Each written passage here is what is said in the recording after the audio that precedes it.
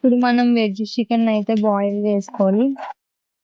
Veg chicken అయితే boil అయిపోయింది. దీన్ని ఇప్పుడు మనం వాటర్ అంతా స్క్వీజ్ చేసి తర్వాత కర్రీకి ప్రిపేర్ చేయాలి. ఫస్ట్ మనం ఆయిల్ వేసుకోవాలి కర్రీకి సరిపడినంత. ముందుగా మనం ఇలాచి, దాల్చిన చెక్క, లవంగములు, బిర్యానీ ఆకులు వేసుకొని అయితే కొంచెం వేగించాం. షాజీరా. ఇప్పుడు ఆనియన్స్ వేసుకోవాలి, పచ్చిమిర్చి, కరివేపాకు దగ్గరికి అయ్యేంత వరకు మగ్గనిచ్చుకోవాలి. అల్లం వెల్లుల్లి పేస్ట్ వేసుకోవాలి.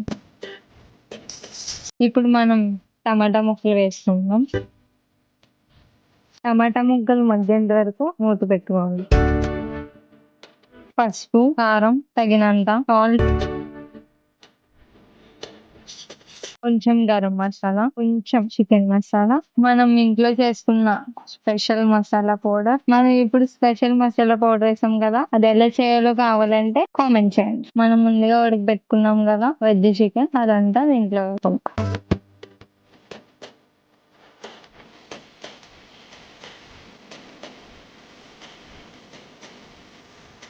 ఇప్పుడు మనం వాటర్ వేసుకోవాలి, కొంచెం చాలు, ఎందుకంటే మనం ఆల్రెడీ చికెన్ బాయిల్ చేసుకున్నాం కదా.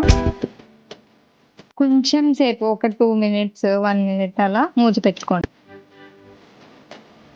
ఇప్పుడు మనం వెజ్ చికెన్ చేసాం కదా, అది ఆల్మోస్ట్ దగ్గర పడింది. సో ఇప్పుడు మనం ముందుగానే జీడినూక, గసగసాలు, దోసపప్పు పేస్ట్ చేయడం అయితే జరిగింది. దాన్ని ఇప్పుడు మనం ఇందులో వేసుకోవాలి.